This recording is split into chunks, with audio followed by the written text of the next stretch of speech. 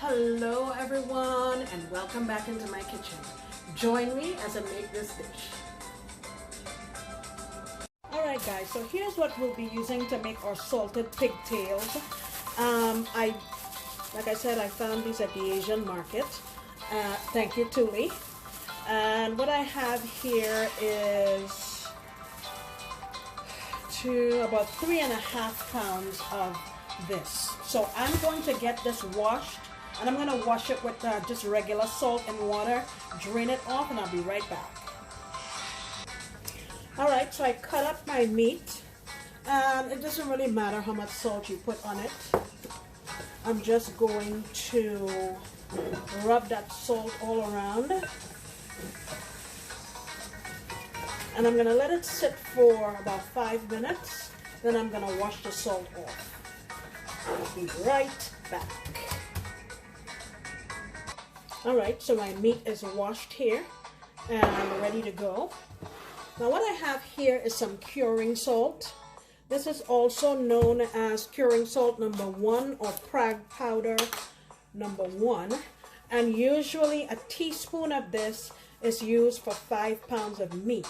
So I have a bit more than 3 pounds of meat there. So what I'm going to do is use about 3/4 of a teaspoon of my powder. And back here I have 2 cups of water that I boiled just to kill any bacteria that may be in there, and I put it in the fridge and allow it to chill.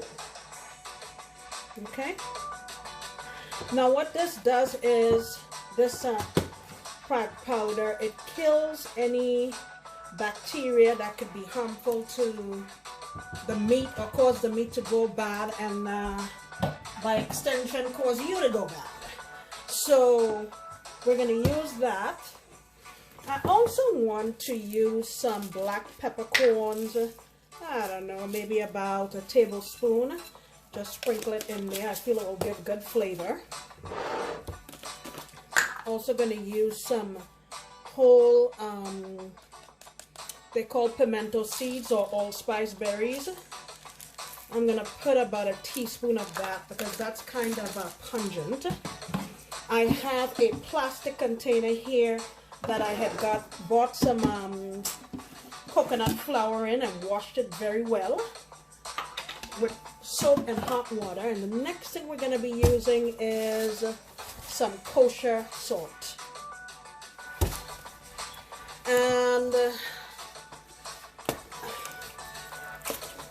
I mean, I'm not really planning to measure it, but what I'll do is I'll pour it in a cup. What you really want is for that meat to be very, very, very thickly covered.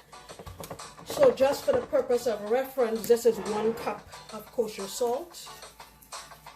It doesn't really matter because we're going to, once we're done curing this, we're going to boil it, wash it, all kinds of stuff, and that salt will be gone.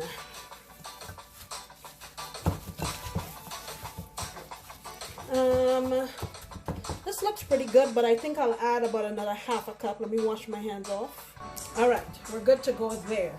Now, the other thing that this curing salt does, it stops your meat from turning kind of gray and dead looking after the brining process, because that is something that can be expected. But when you buy salted pork and stuff at the store, they're always pink in color, and that's why. Alright, I get them stuffed into my container here. And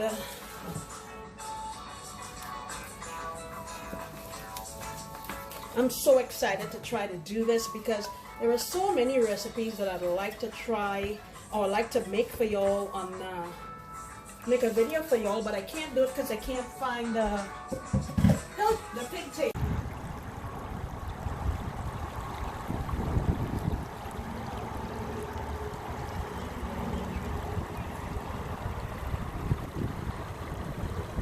Last thing we're gonna do is just add in my liquid.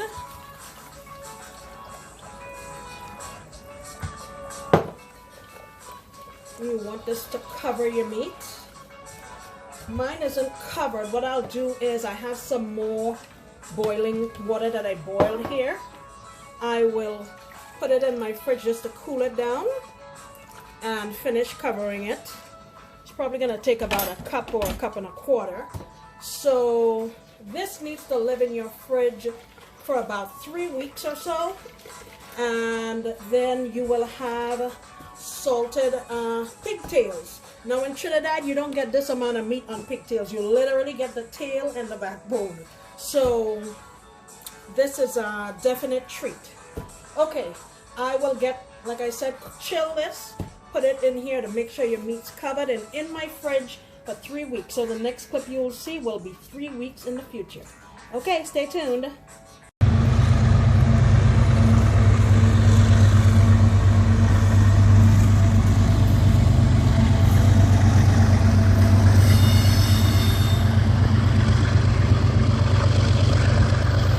Okay guys, it is now 3 weeks in the future, and here is our salted pigtails. As you can see, the meat stayed nice and pink like it looks when it's fresh. So when you use that curing salt, you can only leave it in there for 1 month. So what I'm gonna do is drain all the water away and pack a few pieces into little Ziploc bags, so I'll just have enough for every time I want to cook some, and I'll put them in my freezer. And yeah, it was actually very easy to do, and I will not be purchasing this from now on. I will just make my own. All right everybody, I had a whole lot of fun making this recipe. I'm so happy that you decided to stay in the kitchen with me, and I hope you come back next time, because you know I'll be making another delicious recipe. Bye.